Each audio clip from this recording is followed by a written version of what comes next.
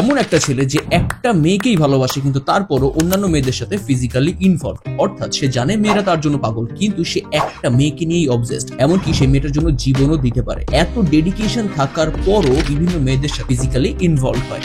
আর আপনি শুনলে অবাক হবেন, এই ধরনের ছেলেদের উপর মেয়েদের একটা আলাদা ফ্যান্টাসি কাজ করে। একটু সোশ্যাল মিডিয়া স্ক্রল করেন, আপনি খুব সহজে বুঝতে পারবেন বর্তমানে মেয়েদের মধ্যে কিন্তু একটা ব্যাড বয় ফ্যান্টাসি কাজ করে। কিছু ট্রেন্ডে থাকা মুভি যেমন মাই ফল্ট, 365 ডেজ আফটার, এই মুভিগুলোর মেইন ক্যারেক্টার বা হিরোর একটা কমন ক্যারেক্টারিস্টিক হলো a bad boy with good looks. বেশিরভাগ ক্ষেত্রে আমরা যেমন হেলদি ফুডগুলোকে অ্যাভয়েড করে প্রিফার করি ফাস্ট ফুড বা টেস্টি ফুড, তেমনি বয়সের একটা পর্যায়ে হেলদি রিলেশনশিপ গুলোকে অ্যাভয়েড করে প্রায় বেশিরভাগ মেয়ের প্রিফারেন্স হয় আর রিলেশনশিপ উইথ থ্রিল। আর এই ব্যাড বয় ফ্যান্টাসির সময় জীবনে এন্ট্রি নেয় ভিলেনের। আর্ট অফ সিডাকশন বইতে এরকম 10 ধরনের ব্যাড বয় বা ভিলেনের বর্ণনা আছে যাদের উপর মেয়েরা একটু বেশি আকৃষ্ট হয়। তার মধ্যে সবচাইতে ট্রেন্ডিং এবং টক্সিক হলো দ্য রে। এমন একটা ছেলে যার উপর অনেক মেয়ে অবসেসড, সে একটা মেয়েকে নিয়ে অবসেসড কিন্তু তারপরও ম্যাক্সিমাম মেয়ের সাথে তার একটা ফিজিক্যাল ইন্টিমেসি আছে। এই সব সোশ্যাল মিডিয়া রিল স্ক্রল করতে করতে মেয়েগুলো সব নষ্ট হয়ে যাচ্ছে, আগে তো এরকম ছিল না। না, বরাবরই এরকম। জানি এই কথাগুলো শুনে কিছু মেয়ের রাগ হচ্ছে। ওয়েট, একটা গল্প বলি। আমাদের প্রধান চরিত্রের নাম হলো ডন জুয়ান টেনোরিও। 17th সেঞ্চুরি এর একজন স্প্যানিশ গ্যাংস্টার। তৎকালীন তার রাইভাল ছিল ডন গনজালো, আর এই গনজালো ছিল সবচেয়ে পাওয়ারফুল। পুরো স্পেনের ড্রাগ বিজনেস দখল করতে হলে গনজালকে হত্যা করতেই হবে। ডন জুয়ান মনে মনে প্ল্যান বানানো শুরু করলো। গনজালো এর একটা সুন্দরী মেয়ে ছিল, ডোনা। ডোনা প্রায়ই সন্ধ্যার পর একটা আর্ট গ্যালারিতে ঘুরতে যেত, যেখানে একজন আর্টিস্টের বেশ ধরে পৌঁছে গেল জোয়ান। কয়েকবার পরিকল্পিতভাবে কাকতালীয় ঘটনার মাধ্যমে ডোনাকে নিজের প্রেমের ফাঁদে ফাঁসিয়ে দিল জোয়ান। মাসখানেক প্রেম করার পর জোয়ান বলল, আমি তোমার বাবার সাথে দেখা করতে চাই, কারণ সে যদি অন্য কারো কাছ থেকে জানতে পারে আমি তোমার সাথে সম্পর্কে আছি তাহলে সে আমাকে মেরে ফেলবে। ডোনা তার এই ফোন দিতে পা দিল। সে ডোনাকে আরো বলল, আগামীকাল শেষ প্রহরে তুমি তোমার বাবা অর্থাৎ ডন গনজালকে তোমার মায়ের কবরের কাছে নিয়ে আসবে। জোয়ানের প্রেমে অন্ধ ডোনা সেটাই করল। কিন্তু যখনই ডোনা তার বাবাকে তার মায়ের কবরের কাছে নিয়ে আসে, আগে থেকে ফাঁদ পেতে বসে থাকা ডন জুয়ান হামলা করে এবং হত্যা করে নিরস্ত গনজালকে। এখন আমি যদি আপনাকে প্রশ্ন করি, আপনি কি এমন একজন পুরুষের সাথে সংসার করবেন যে আপনার বাবাকে হত্যা করেছে? ডোনা প্রথমে মেনে না নিলেও পরবর্তীতে মনে মনে ভালোবেসে ফেলে জুয়ানকে। কারণ একটাই, নারী পুরুষের কাছ থেকে যেটা চায়, সম্মান এবং স্বাধীনতা। ডোনা ছোটবেলা থেকে দেখতো তার বাবা গনজালো তার মায়ের গায়ে হাত তুলতো, কিন্তু ডন জুয়ান ছিল একদম অপোজিট। যেখানে অন্যান্য সকল ডন মেয়েদেরকে অনেক বেশি ডমিনেট করতো, অনেক অসম্মান করতো, রেপ করতো, সেখানে ডন জুয়ান মেয়েদেরকে অনেক বেশি সম্মান করতো। তাই শুধু ডোনা না, স্পেনের প্রায় সকল মেয়েই জুয়ানের ওয়াইফ হওয়ার স্বপ্ন দেখতো। প্রত্যেককে বিয়ে না করলেও কখনো না কখনো কোনো একটা রাত সেই মেয়ের সাথে ডন জুয়ান কাটাতো। সত্যি কথা বলতে ওই মেয়েদের মনে লুকিয়ে থাকা ওই সুপ্ত বাসনাটা বা যেটাকে বলা হয় ডার্ক ডিজায়ারকে ইনলাইটেন করতো ডন জুয়ান। ডন জুয়ানের সাথে কাটানো একটা রাত ছিল মেয়েদের জীবনের বেস্ট নাইট।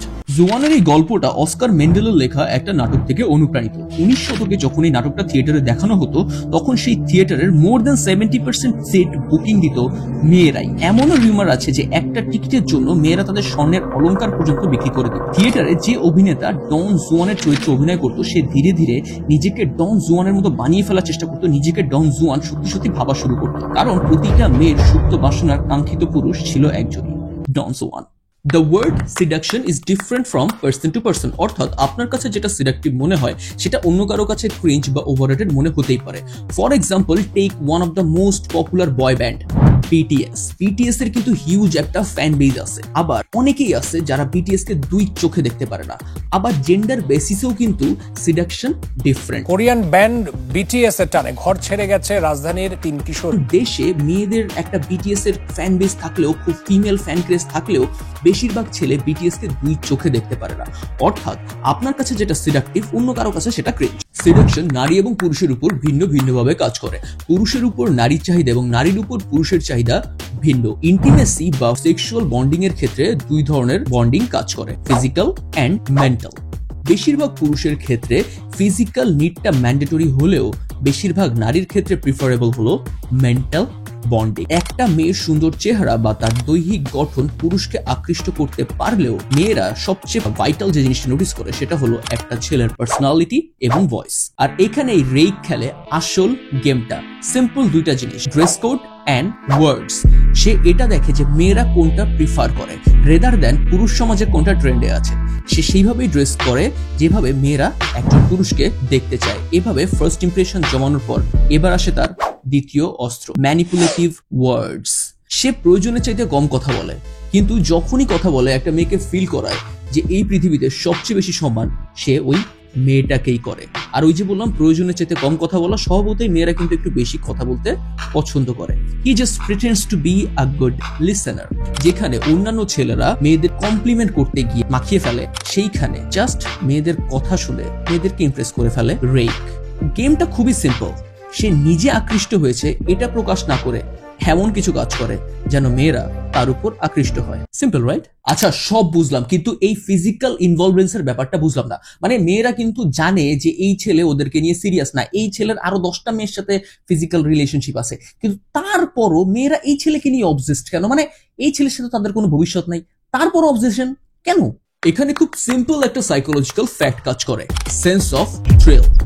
কয়েক হাজার বছর ধরে মানব সভ্যতায় মেয়েদেরকে রক্ষণশীল বা কনজারভেটিভ ভাবে ট্রিট করা হয়। ঘরের বাইরে তেমন না যাওয়া, পর্দাশীল থাকা, নমনীয় থাকা, পুরুষের কথা মেনে চলা, আর খাঁচায় বন্দি পাখির একমাত্র স্বপ্ন হলো আকাশে ওড়া। যেখানে সমাজ দেয় রেস্ট্রিকশনস, রেক দেয় ফ্রিডম, সেগুলো সব করে যেগুলো করতে তাকে সারা জীবন মানা করা হয়েছে। আর ছেলে হোক বা মেয়ে, নিষিদ্ধ জিনিসের উপর মানুষের বরাবরই একটু বেশি আকর্ষণ, কারণ সেগুলো করার ফলে ব্রেনে একটা ডোপামিন বুস্ট হয়, একটা অ্যাড্রেনালিন হ্রাস। ধরা বাঁধা জীবনের গণ্ডি পেরিয়ে একটা এক্সপেরিমেন্টাল চেঞ্জ, একটা বেপরোয়া অনুভূতি। আর এটা কখনোই একটা ভালো ছেলে বা সংসারী ছেলের কাছ থেকে আসবে। আর মেয়েরা এটাও জানে যে এটার কোনো ভবিষ্যৎ নেই, এটা ক্ষণস্থায়ী, সারা জীবন এই জিনিসটা দরকারও নেই। তাই যখনই দরকার হয় তখনই প্রয়োজন পড়ে রেইকের।